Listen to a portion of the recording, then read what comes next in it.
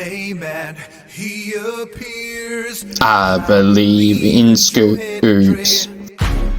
I believe.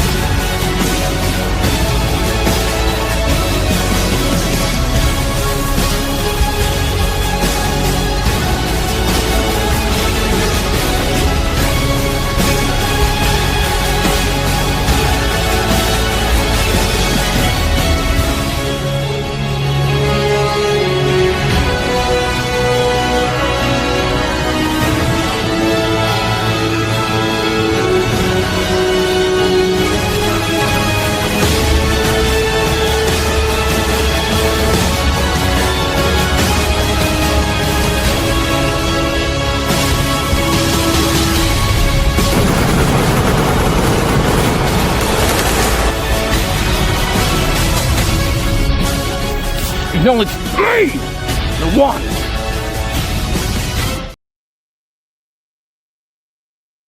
Acknowledge me. Hello, everyone, and welcome to Kick It to Scoops. I'm your host, Scoops, the sole admin of Scoops. Wow. Guess what? Absolutely, the Crows were robbed. Right in front of me. Right in front of me. The Saints were robbed right in front of me in one of the most ridiculous umpiring calls of season 2026. The Saints got robbed right in front of me, and we're going to be dissecting all that. All them incidents, the Winhager one, and everything in between. It was absolutely bullshit. The Saints were robbed right in front of me, and so were the Bombers as well, but Saints in particular were absolutely robbed right in front of me, and I am not happy about it at all. We've got a lot to talk about, and we're going to get right into it. Now, you won't know this, but I am now having to re-record this after 50 plus minutes of just recording it, under the weather, feeling a bit crook, and I'm having to re-record this. No one can ever question my dedication to this channel. I recorded a 50 plus minute episode and it's still not working, so I have to re-record it for you all. Late at night, but to do it for all of you, because I am all about the fans. A lot of other people wouldn't do this. They would give up and go, screw it, no episode this week.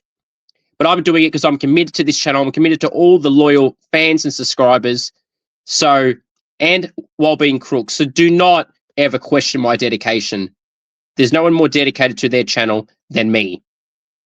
Now, before I rip into the ridiculous umpiring in the Saints game in particular and everything in between, I want to give a good shout out to Liam Ryan. Flying Ryan was back, and that is without a shadow of a doubt the mark of the year.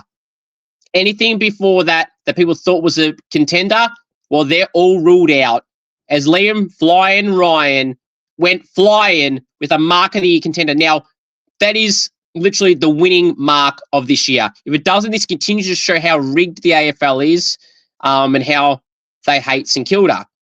Now, you've got to keep in mind here that Liam Ryan has taken that specky over Brodie Grundy, a ruckman, over 200 plus centimetres. He's standing on him, executes a mark, and is standing on him straight up.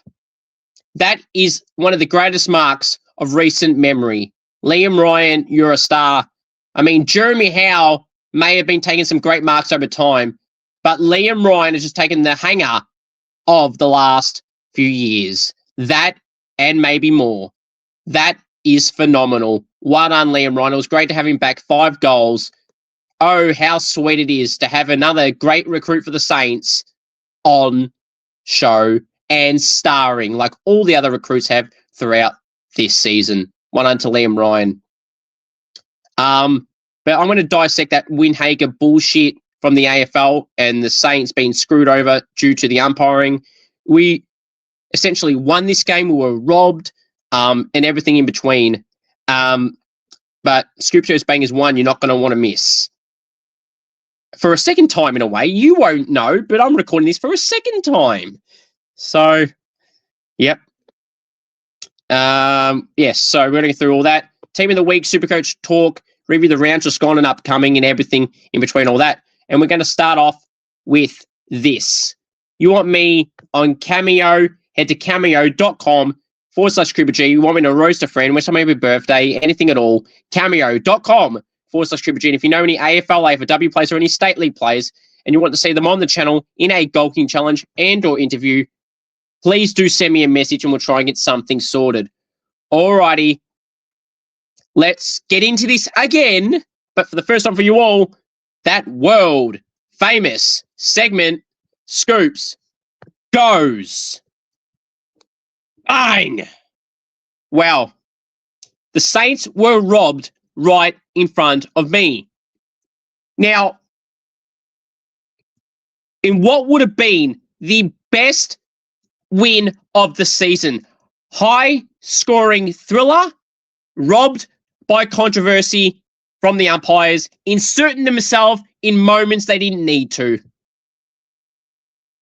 We were robbed. There is no other way to put it. David King said it.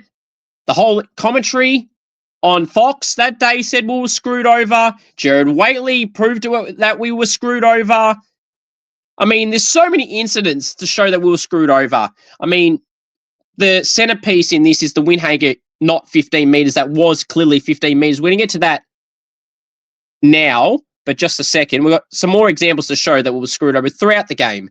Now, obviously, Jack Silvani was clearly held by Charlie Curnow in the first quarter. That led to that goal from Isaac Heaney. So that goal should never have counted. Darcy Wilson's goal was, at the time, no angle and shockingly was overturned without a different angle. Now, we've now learned last night through Fox that it was touched by Rolly Bice. I think that was who it was. But okay. But at the time, we didn't have that angle, so you could only go off what you're shown. So that's ridiculous. Either way, the Silvani was clearly being held. If you watch the replay, you would clearly see it. How the umpire missed that is astonishing. But now I've got more information to show you thanks to an individual on social media for posting this. Now, the ruck rule is bullshit. Tom DeConey got pinned multiple times throughout this game for going over the line. But if you look at this. 14 seconds to go. Saints trail by 1 point. Now, the ruck rule is you cannot have any part of your body over the line, especially your foot. If you look in the center of the ground, the Amy logo, between the second A and the first M, that is the line. Brodie Gurney's right foot is in the middle of the M.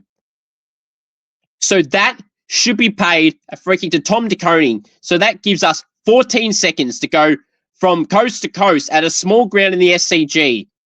TDK would obviously get the free, kick it long inside 50, and anything could happen. We could score a goal, we could score a point, and what have you. Now, we were robbed of this opportunity to win the game from this scenario also. That's just another.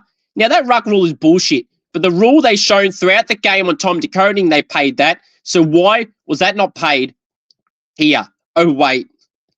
The AFL hates St Kilda for some godforsaken reason. They want to screw my team over because they think they're funny. It is absolutely bullshit that they want to continuously rob St Kilda of games like they did against Adelaide, and they've done it definitely in this game. That should have been a free. There's no other way to say it. If you don't think that's a free, then you don't know football and you don't know the rules and you need to learn the rules, okay? We were screwed over there. The big one, and there was other examples throughout the game. the Windhager one. Now it was confirmed on Fox Footy through Jared Waitley on 360 last night that the ball was 15.1 metres. Okay? Whether you think that's only a little bit or not, that is well within the rights to be paid a mark. The Saints were robbed. There's no other way to twist it. Now, who's to say? I had people saying, oh, how did you know he was going to get a goal? How do you know he wasn't? How do you know he wasn't going to score a point? Yes, for all we know, he could have kicked the ball out on the full. He could not have made the distance. He could have shanked it across goal or what have you. But in that moment, we were up, the Saints, by 5 points, okay? We were up by 5 points. There was about 1:40 to go.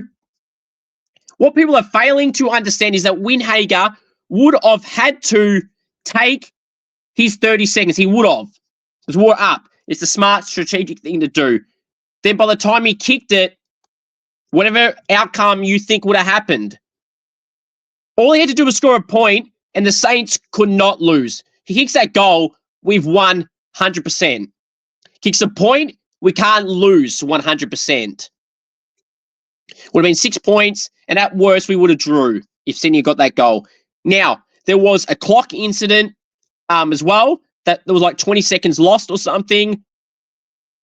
So if you take that off, no, not a clock thing, that was the Essendon game, which is bullshit.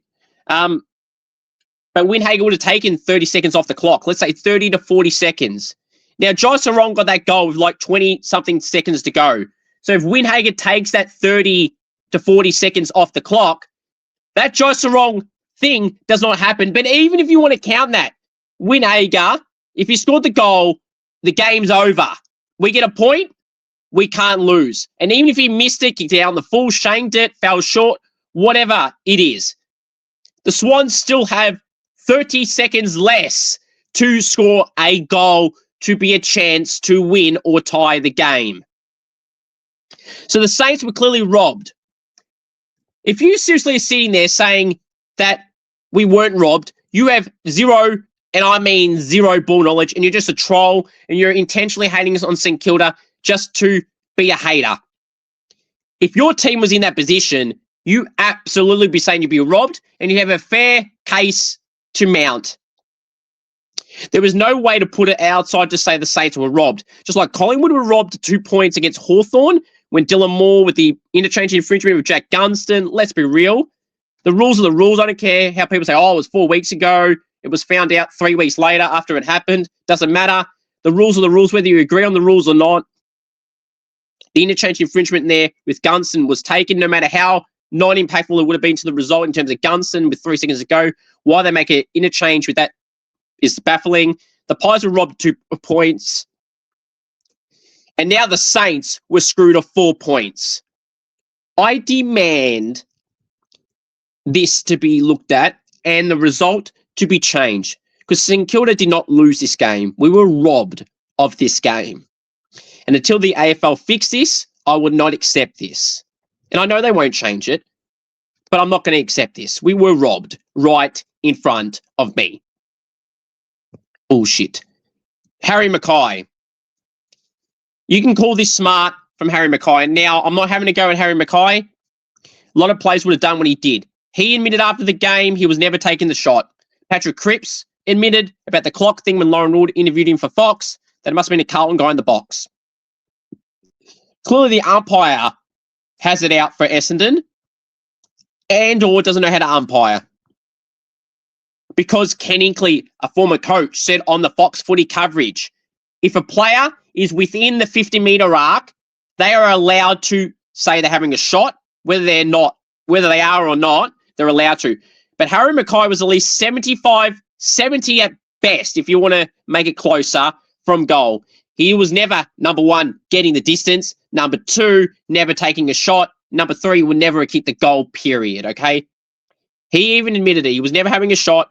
He was never going to make the distance. He was just chewing up time. So that's smart from Harry Mackay and Carlton to a degree. But Essendon were robbed.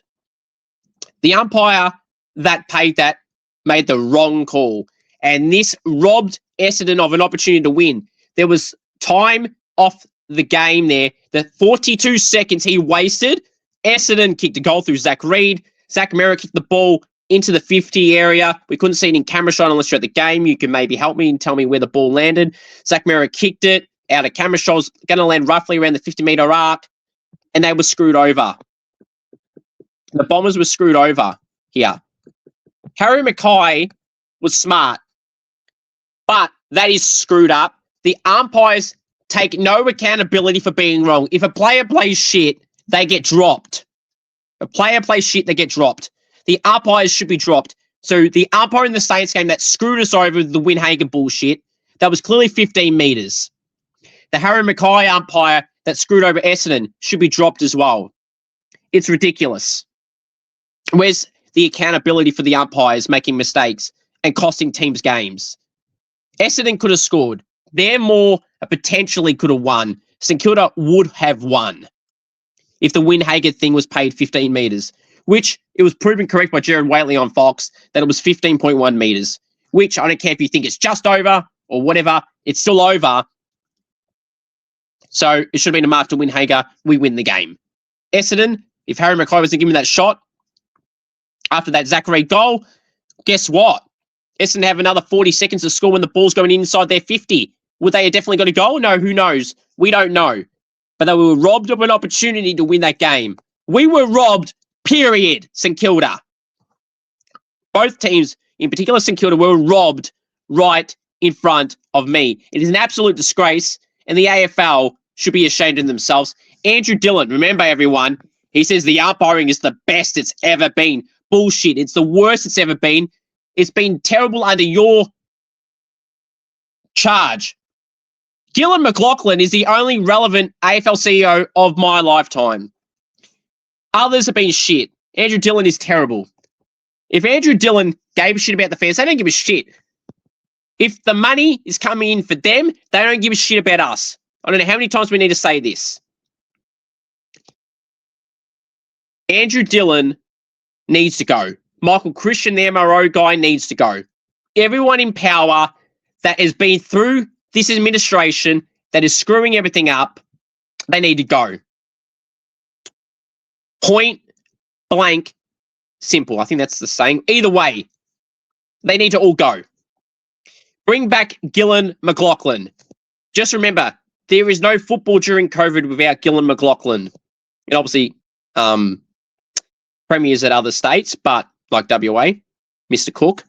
But in particular, Gillon McLachlan. There is no AFL in 2020 and 2021 without Gillon McLachlan. Andrew Dillon needs to go. The umpiring is the worst it's ever been. The AFL is the worst it's ever been because it's officiated by the worst CEO of all time. The umpiring is the worst it's ever been, not the best it's ever been. Unless you're trying to screw up the game, then I guess it's the best it's ever been, because if you're trying to screw the game up, well, that's the only thing you're succeeding at. You're driving people away from the games. Umpires are ruining games, and stop saying it's the best it's ever been. It's the worst it's ever been. Now, Kosi Pickett intentionally tripping Brayden Maynard should have been worth the suspension. He got a $2,000 fine.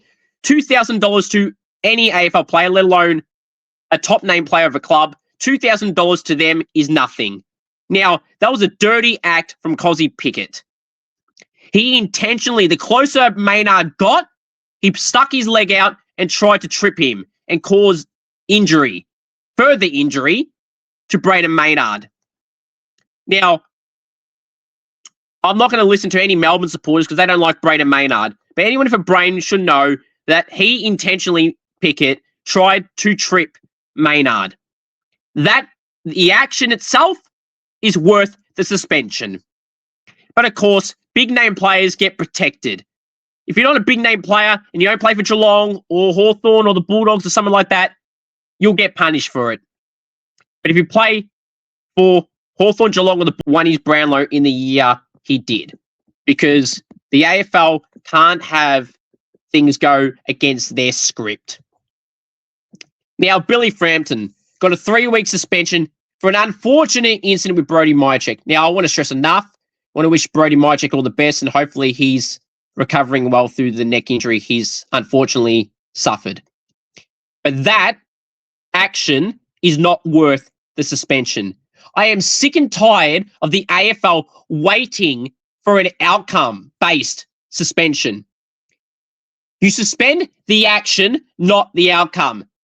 If Brayden Maynard does not get injured in this scenario, are we even discussing this? Is Billy Frampton getting any weeks, let alone 3? No. He'd get absolutely nothing. At fine, at worst. He would get absolutely nothing. Tell me what Billy Frampton could have done in this scenario. You cannot, because he done nothing wrong. It's an unfortunate incident for Maynard, but Maynard contributed to this incident, okay? Frampton didn't go in there to do that. It's ridiculous how we are here talking about him getting 3 weeks and how Tex Walker got a week for something that Connor O'Sullivan contributed to, running into Dawson and Dangerfield, I think it was. That's on Connor O'Sullivan for taking a dive. Tex barely touched him and got a week. Now, there was another player in another game that did this week, and they haven't been cited. Tom Stewart did a dirty act to Calamarchi, elbowing him again in the neck/jaw region, and nothing happened. Oh, that's right. Geelong are the most protected club in the competition. Tom Stewart always gets away with everything. So do Geelong players. That's the AFL's motto. Geelong, get protected. This is further proof that Geelong get protected. If you don't think if you think Geelong aren't protected, you don't know anything about football. You are just simply delusional. Geelong are the most protected club in the competition, have always been since I've been watching footy. And unfortunately, they'll probably always continue to be, unless we have a proper CEO in charge like Gillon McLachlan, then things may be different. Now, one thing that pisses me off is clubs lying about injuries. Now, St Kilda are one club of many that do this, but obviously being a Saints fan, I notice it a lot more. Now, Dougal Howard, up until tonight, coincidentally, injured his calf 3 or 4 weeks ago. It was TBC without any ounce of description. Calf injury. Well, no shit, we could all see that. That's what they said the week he done it. Then everything has been TBC with no additional information. Not one saying he's been consulted by specialists. We'll know at the end of next week and then we'll update you then. None of this, none of that. No update, no nothing until tonight. And they didn't even update you telling you why it's been this long. So it's now 3 to 5 weeks. St Kilda have been known to lying on the injury reports and everything. It pisses me off. Geelong are no better. Toby Conway has been a foot injury for the whole year, been TBC. Not 1 week. Now, I haven't checked the injury report tonight, so I doubt it's any different. But even if it has, it's irrespective of what I'm about to say. Why do clubs not give a shit about their fans? Every club that lies about the injuries or hides it or doesn't detail things, they don't give a fuck about us. They don't. They don't give a shit about you. They don't give a shit about me. They don't give a shit about anyone else but themselves. They don't give a shit how you feel. They don't give a shit about updating the fans. They say they care about the fans, but they simply don't. No club really cares about the fans. Oh, sorry, I'll take that back. Most clubs don't give a shit about their fans. They have proven this each and every week through injury reports, through membership prices, through everything you can imagine, okay? Now, do your injury reports like Richmond. They detail paragraph each and every week for every player, okay? Every player on the injury list, week by week, Richmond detail it perfectly. Now, Josh Smiley, he may be listed as TBC every week for a while here and there. It's changed to timelines, then it's gone back to TBC. But they've detailed you and given you good information. It's gone overseas and everything like that to get things fixed. Great. They have modelled the way that every club should do their injury reports. I recommend you go on Richmond's Insta. I check every club's injury list when I can, but I see Richmond's pop up a lot, and they do it great. Every player, little paragraph, 2 sentences at least, detailing the progression of each player. I don't see St Kilda doing that. I don't see Geelong doing that. I don't see any club do that, but Hawthorn. Hawthorn, they lie as well. Richmond. Everyone should model how Richmond posts their injury report. Post it like Richmond. Clubs need to seriously give a shit about their fans. They don't give a shit about you, me, or anyone else. It's pathetic. Andrew Dillon, please resign. Clubs, still be honest on your injury reports. And the Saints and Bombers were robbed. In particular, the Saints. The Saints were robbed right in front of me. Hope you all have enjoyed that edition of the world-famous segment, Scoops Goes Bang. All right, now it's time to go through my Scoops. Round 13, AFL Team of the Week for the second time, technically, but the first time that you know about. From the back line, the pockets, Bailey Dale and John Noble. Full back, Connor O'Sullivan. Half back line, the flankers, Jack Sinclair, he's back. Back again, because he's a star. Tom McCarthy. Centre half back, Zach Reed. Wingers, Andrew Brayshaw and Jordan Dawson. Centreman and Dacos. Half forward line, the flankers, Logan Morris and Jake Waterman. Centre half forward, Harry Mackay. Forward pockets, he's flying for 5 goals and flying for marks of the year, Liam Ryan. Bailey Fritsch. Full forward, all hail the king, Ben King. The ruck, it's great to have him back in this position that he truly deserves. Rowan Marshall. Rovers, Lockie Neal, what a star. Jai Newcomb, the interchange, Hugo Garcia. Stepped up against a good midfield. Max Hall, top 50 player. People laughed at me. Who's laughing now? See, I have the ball knowledge. I have the footy knowledge. Do you? You have zero ball knowledge. If you didn't think he was good. Sam Durham, Billy Frampton, and Dan Curtin. Are you certain on Curtin? I am this week. The emergencies, Josh Worrell, Lockie McAndrew, and Tim Kelly. Now, reasons for all these selections. So, sorry. Bailey Dale, a goal in 36. I mean, it's pretty self-explanatory, really, isn't it? It's really self-explanatory. He deserved a spot in the Team of the Week this week. Connor O'Sullivan had about 12 intercepts and did well and did his part. John Noble had about 36 disposals and a lot of run and drive of halfback, a lot of metres gained. He deserves it. Jack Sinclair, a goal in 29, like 5 clearances and the score of Ullman Sinks doing Sinclair things, a big moment goal on the quarter-time siren. Tom McCarthy at 31 and did well. Zach Reed, a goal in 21, including that late goal. He did well with a lot of intercepts and 1% as well. I think 9 each. Andrew Brayshaw at 30 disposals, about 9 clearances. He did really well. And Dacos, a goal in 37. 2 goals in 37 was a lock. Jordan Dawson, his impact was very, very good. 3 goals and 22 disposals. He did really well. Logan Morris, 7 disposals. That last quarter goal, what an inspirational goal from Jordan Dawson. And what a good game he had, considering he had a knock to the calf in the third quarter, I think it was. And he pushed through it and led his side to victory. The Crows couldn't be screwed over by the umpiring a second time this year against Geelong. Liam Ryan, 5 goals, mark of the year, locked in. All hail the king, Ben King, 4 goals, 2, did really well. The Suns lost to the Lions, who are back but were never out of it, never right off the Lions or the Giants. Bailey Fritsch, 3 goals and supporting goals late, deserved it. Royal Marshall, he had 25 disposals. I mean, I'm going to go through his stat individually because I know people cry about it, but put your hatred aside for St Kilda and actually realise how important Rowan Marshall was. 25 disposals, 17 hit-outs when he shared the ruck with Rowan Marshall. 15 with TDK, who was great with 2 goals and 15 touches. A shout-out to TDK, the best ruck duo in the competition, and they continued to do it against Brodie Grundy, a strong opposition. 25 disposals, 15 contested possessions, 4 score involvements, 9 clearances, and 3 of those centre clearances, 3 tackles as well. Rowan Marshall was a star. Lockie Neal, 37 disposals, about 12 clearances, a lot of score involvements. Lockie Neal was awesome, one of the best players of the round. Jai Newcomb, 36 disposals. He's done really well.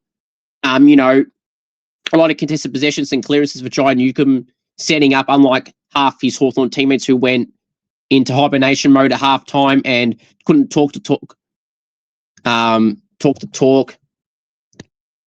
It's absolutely amazing.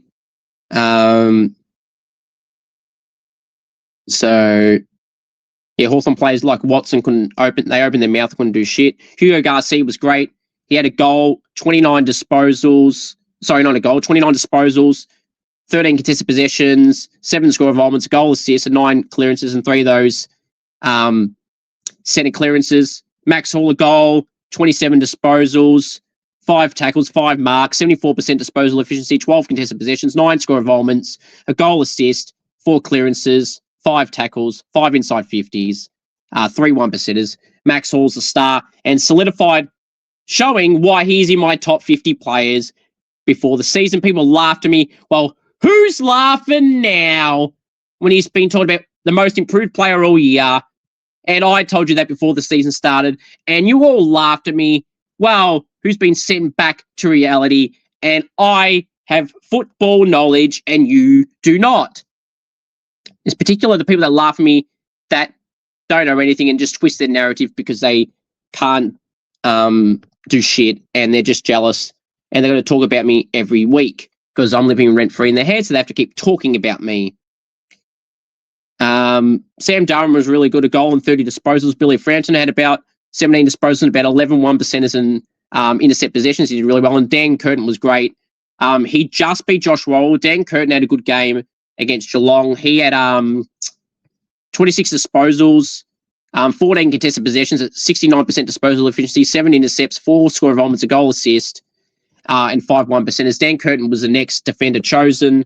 Lucky Me Andrew had 51 hitouts and like 16 touches. He was good as well. And Tim Kelly was pretty good with 26 disposals as well. So comment down below your thoughts on my team of the week. I think it's a pretty good one. But anyway, yeah, people will cry about it because they've got no lives. All right.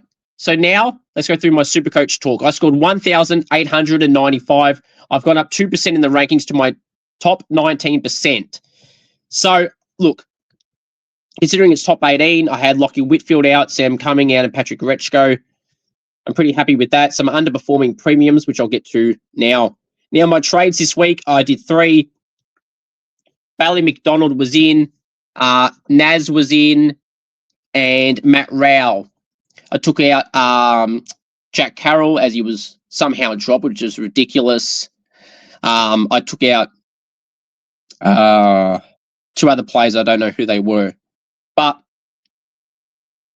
yeah, Bailey McDonald's for Jack Carroll. Naz as well was in, and so was Matt Rowell. So, yeah, I was pretty happy with that.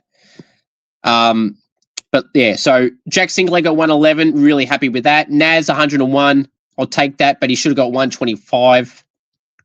I was choosing between him and Cal Wilkie. The reason I chose Naz because he's a game changer. In terms of Supercoach, you could get 150, where Cal's solid to get 110 range all the time, but Naz can get 150. I thought that was worth the 80-odd K difference. So I need to go up in the rankings. I can't be conservative. Just going to go attacking it hard with the players that I choose and hope that they score massive. Lucky Whitfield was a loophole. I took Bailey McDonald's 49. And, of course, Will Edwards, the rookie I don't choose this week. Obviously, he's always the one that scores well and probably the best most weeks, and he got 84. Archie Roberts got 110. He was great. Josh Roll, 99, whatever. He did good. Probably should have got about 115. Wade Dirksen was really good. He was on 52 at 3/4 time or 51. Finished on 52. It's whatever. Zach Butters shit the bed getting 96. Not happy with that. It was pathetic, especially when he played West Coast. So I took Heaney as captain. He got 119, bit or whatever. Zach Merritt got robbed. He had 33 disposals and only got 91. It's bullshit. And Dacos got 113 for 2 goals and 37 touches. That's easily 150, so I've been screwed over there. Lockie Neal was awesome, getting 138. Absolutely amazing was Lockie Neal. Shows why he's one of the best midfielders in the competition. Matt Rowell got 74. It's probably lucky to get that, to be honest. He was absolutely shit, so I would take that, all things put together. Elijah Sardis, he is 330,000, got a 93, averaging 84.4. Who's laughing now? People laughed at me for getting Elijah Sardis in, for keeping Elijah Sardis in. I took the faith in keeping him in, and I'm getting rewarded by keeping him in the side. So who's laughing now? And he's still going up. And he's 330K. And why would I get rid of him right now? They've got to buy, though, next week. Not this week, but the week after. So maybe then I will, depending on how he scores. Angry Anderson, who's playing forward at the moment, I'm not happy, got 41. Did okay for the position he played, but he's got to go this week, and he will be out of my side. Jack Ison, the sniper, got 26. Absolutely shit the bed.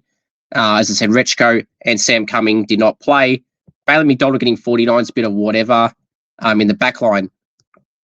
Now, in the ruck, Luke Jackson,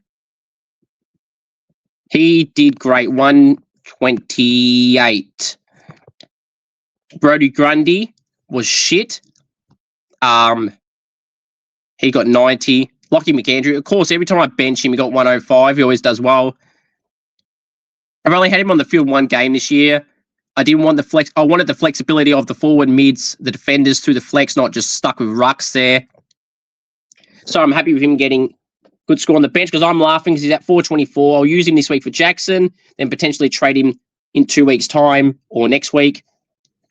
I'm looking at Filippo and Lombard and Murdoch to get rid of over the next few weeks, and Will Edwards potentially as well going back. And Cumming and Rechko, Anderson will be this week. Sardis maybe as well. Ison, who knows? So, yeah, we'll have to wait and see. Sheasel, 86, shit. Petrarca's been shit since he come back in for Supercoach, 72, pathetic. Bailey Williams, 92. People laughed at me. This is why I stuck the faith and brought in Bailey Williams going up. And realistically, what forwards outside of Sheasel, Petrarca, and Bailey are averaging 92? Not many, if any, at all. So that's why I got him in. Milan Murdoch at 54, whatever. Solid. He's at 359. Leo Lombard got 68, and that's great. Charlie Banfield and Finn McRae did not play, God's sake. Mateus Filippo got 19. I think he was robbed of about 20 points. He played 96% forward, I think it was. So, I mean, it is what it is. It's not ideal, but it is what it is. Now, my Scoops Fan Club League, you got Adam on top, Michael in second, and Chris in third place. We got someone we know in 18th place. And Shane has dropped all the way down in the rankings. I can't even find him in this list. He's dropped so far down as Shane from the live streams. He's 27th. So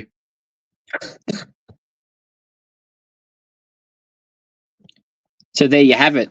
So what are you thinking in your super coach? My advice would be you've got to be aggressive in your trades. I've seen a particular super coach who does super coach videos. He's been all in attack with trading and being aggressive. I think that's what's kept me in a good position in my super coach and why I haven't dropped. Sure, I haven't jumped up dramatically or anything, but injuries this year has screwed me over, like when Flanders got injured and other players have had out throughout the whole year. So now, because Filippo is going to break him into like 110, I'll probably have to get rid of him only for that reason. It would have been a good break even had he not been screwed over about 25 points. But now I'll have to get rid of him for that reason only. So it is what it is. Liam Ryan, what a mark is that? But anyway, comment down below what your thoughts are on my super coach and what moves you're looking at doing. So let's look at that Liam Ryan mark again, because why not? What a mark. Liam Ryan. All right. Now let's go review the games just gone and upcoming. There's not much to say, to be honest, because a lot of these games were clearly bullshit. A lot of close games, which is great. Adelaide 75, Geelong 74. Adelaide by 1 point. Oh, Adelaide defied all the odds. The umpire trying to screw them over. In the first quarter, Ben Keys got shoved. Tex took a mark that wasn't paid a mark. Both would have been shots a goal in the forward 50. They were robbed. Hugo Hall-Kahan, what a debut. 16 of the best disposals. Efficient, brave contest. A spoil late in the game that helped the Crows win the game. Hugo Hall-Kahan from Williamstown 2 weeks ago to on the big time was a mid-season recruit. And the only two-time mid-season recruit that went to Sydney, never got a game there. Played for Williamstown and Sandringham in the VFL since then, most recently at Williamstown. Playing forward, halfback, midfield, and he's relishing at his new club at the Crows already, living with Josh Worrell. He's good mate. Great to see him doing well. Sam Berry, his season is going to be appreciated a lot more.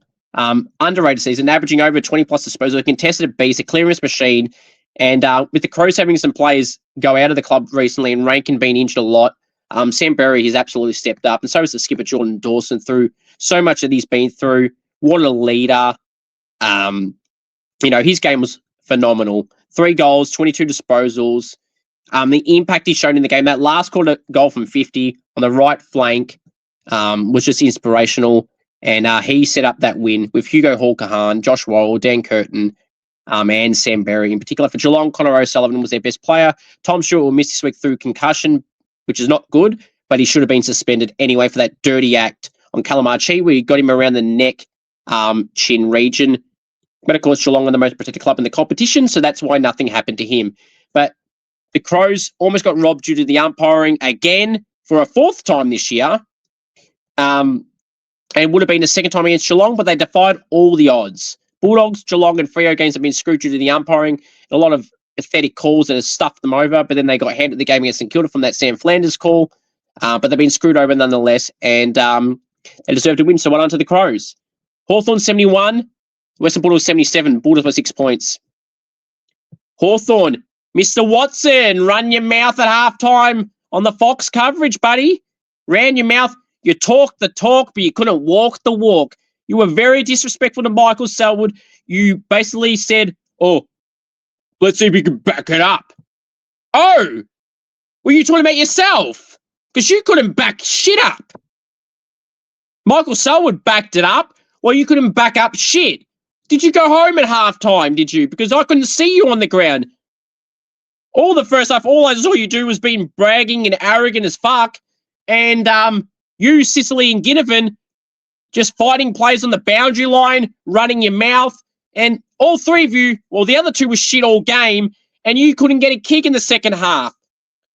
The only person who talked the talk and couldn't walk the walk was you, Mr. Watson, Ginnivan, and Sicily.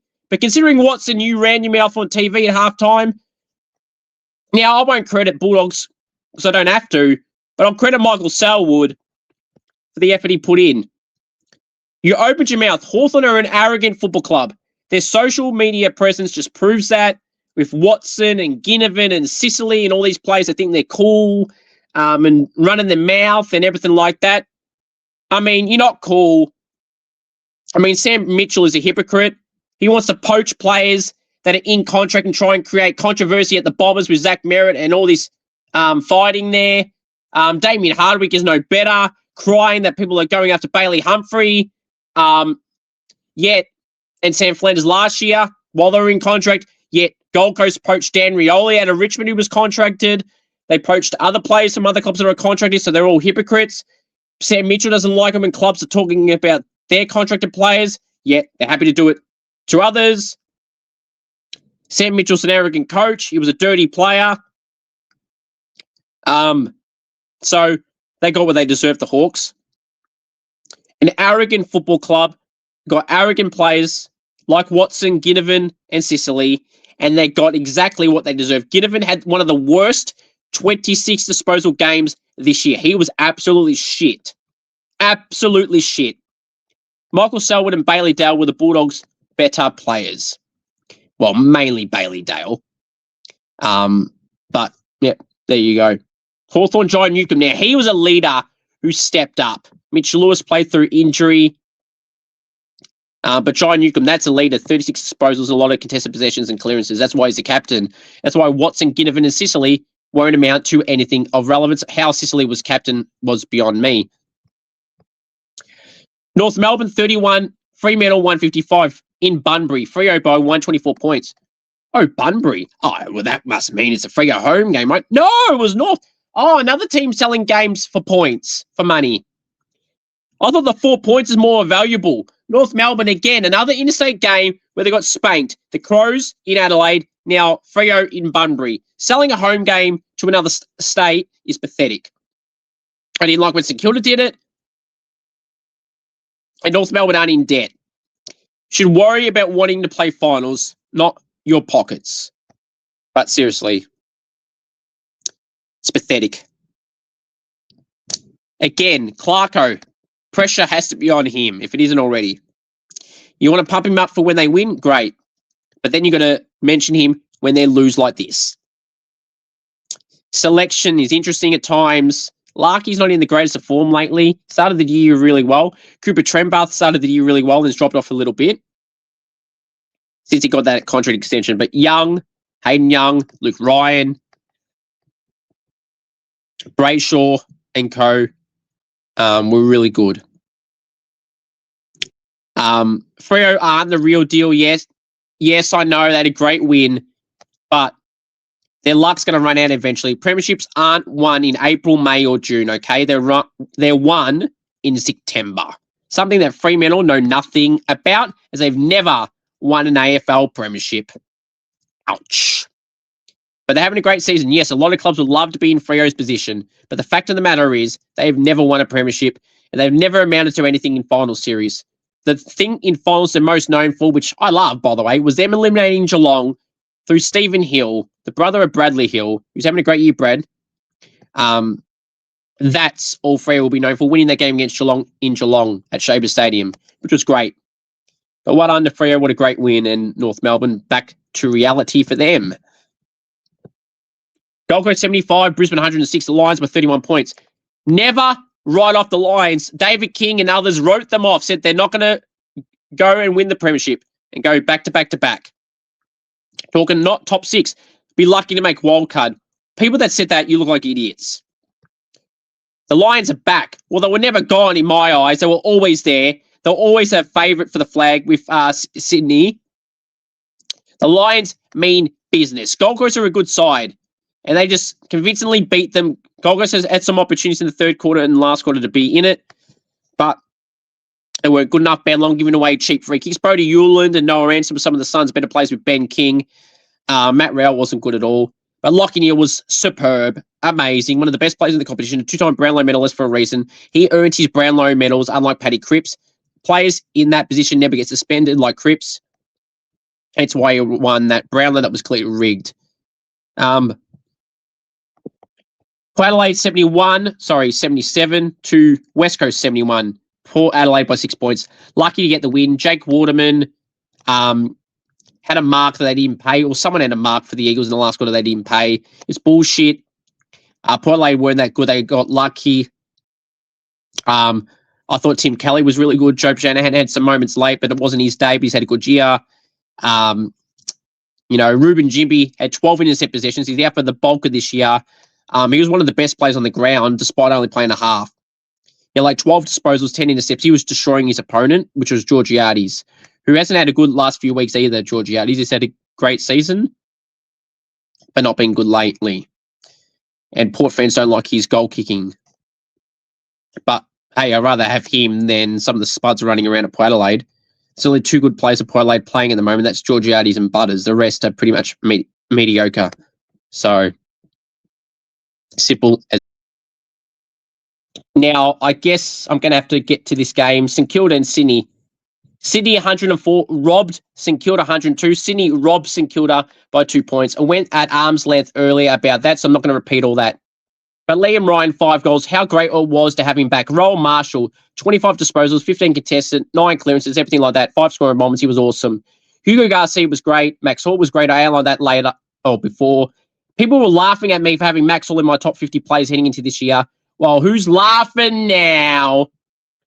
Max Hall's being talked about as the most underrated player in the competition and the most improved player in the competition, sorry. He's one of the most underrated players in the competition. Hugo Garcia is going really well for a 20-year-old that was at pick 50. Against a strong star-studded Swans midfield with Heaney and Warner and McInerney and others that are through the midfield. Grundy is a ruck. Doing so well. You must be really, really happy as a Saints fan, seeing the development and growth of Max Hall, Hugo Garcia, Owens, Filippo, Winhager, Sharman, Higgins when he's playing, Max King when he's there, Alex Taru, Toby Travaglia. It's just great to see. But we were robbed. Now, Campbell Lake is another player I'm going to add to this. I was really excited when we picked him up because he dominated for Southport in the Sanford, not in the Sanford, I can't talk at the moment, apologies. Bit under the weather, bit crook, bit sick, cold. But Campbell Lake, great debut. He deserved his opportunity. I'm glad Ross put him in early. 11 disposals. His first play, he got caught for holding the ball, but he ran through a few players and got caught on the third one. Just the burst and speed he can bring, the energy he'll bring. 11 disposals, 4 tackles, 4 score involvements. A few of those tackles inside 50. His pressure was great.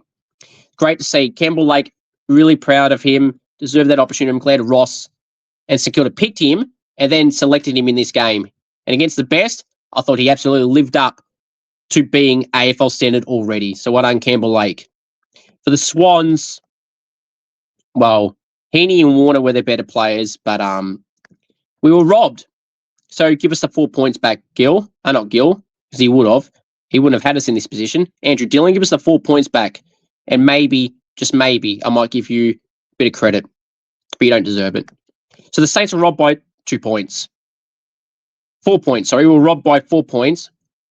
2 points by margin, 4 points on the ladder. And 2 more games to go through. Essendon and Carlton. Essendon were robbed. Look, Harry McCoy was really good. 67-72, Carlton by 5 points. But, you know, Durham was really good. I was going to say Willem Dersma. Xavier Dersma was really good. X-Man. Zach Merritt was really good. Archie Roberts had his moments as well. I saw Essendon play well, but credit to Carlton in the second half. You know, I thought they were done for. But credit to them for holding it out.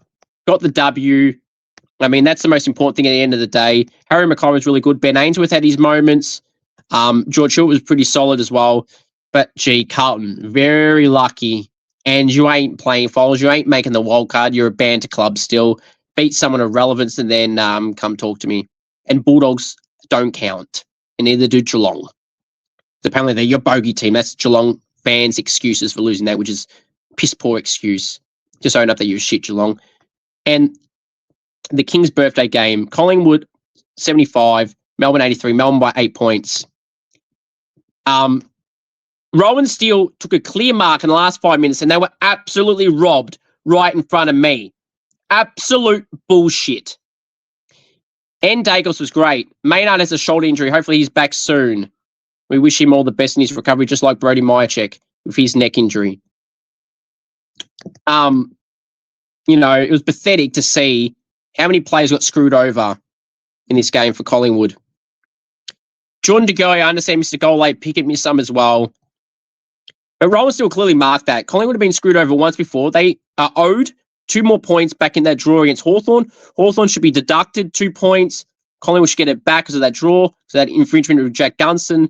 And we know that was the correct call. We know the Saints game we were robbed, so should we be given 4 points, then you should lose 4 points. Everyone knows it. Now, it was a big occasion for the big freeze for Neil Danaher, obviously, who tragically passed away a few weeks ago. It was always going to be an emotional time. But for Melbourne to win in his honour, to be honest, was a really great sight to see. And it was, I don't know if this was by design by Kosi Pickett, but one of Neil Danaher's famous sayings, Neil Danaher's one of his famous sayings is play on. And that's what Kosi Pickett did at the end of the game to kick the winning goal. And I'm sure Melbourne have done Neil proud in getting the win. And to be honest, it was a really great sight to see. But yeah, obviously through a tough time for the AFL world and the world in general, Neil Danaher, he will be missed. And it's great to see Melbourne get a win for him in that position. Now let's preview the round 14 game, shall we? Thursday night at Marvel Stadium, Luke Kennedy will make his debut for the Bulldogs. They'll be hosting Adelaide at Marvel Stadium, 7:30 Victorian time, tipping the Crows by 12 points. Friday night in Geelong, it's at Shaver Stadium at GMHBA. It's Geelong hosting Gold Coast by 7:40 points. They're doing this whiteout shit with the T-shirts, or not T-shirts this year. This year it's towels. It's a cringe concept. We're talking about Geelong here, so are you shocked? I'll be tipping Gold Coast in this one by 12 points and Adelaide by 12 points. Saturday at the MCG, 1:15 Victorian time, it's Melbourne and Essendon. I'll be tipping Melbourne in this one by 26 points. 4:15 p.m. at Optus Stadium, it's North Melbourne hosting West Coast. Yes, you heard that correctly. North Melbourne doing their second game where they're selling for money. Their fans should be rightfully pissed off. West Coast will win this one by 20 points. Port Adelaide hosting Sydney at the Adelaide Oval, Saturday night, 7:35 p.m. Victorian time. I'll be tipping the Swans by 70 points. Port will be sent back to reality. Sunday, in Hobart in Tassie, where no one wants to play football. Richmond hosting Brisbane Lions Sunday 1:10 at the MCG, where it should be, it's in Tassie, in Hobart. I'll be tipping Brisbane by 65 points. And the final game on Sunday, Saints hosting GWS at Marvel Stadium, 3:15 p.m. Victorian time. I'm tipping my Saints to win by 1 point. Jesse Hogan may be back for this game. Hopefully he has the week off. Comment Adam. Saints beat the Giants last time in Canberra. I think it was Canberra or NG Stadium. So I'm going to go the Saints by 1 point. Carlton, Collingwood, Freo, and Hawthorn have the bye. My final thoughts are simply this. You want me on Cameo? Head to cameo.com/CooperG. You want me to roast a friend, which may be a birthday, anything at all. Cameo.com/CooperG. If you know any AFL AFW players, or any state league players, and you want to see them on the channel in a Golking Challenge and or interview, please do send me a message and we'll try and get something sorted. Thank you. Go Saints. And the Saints were robbed right in front of me.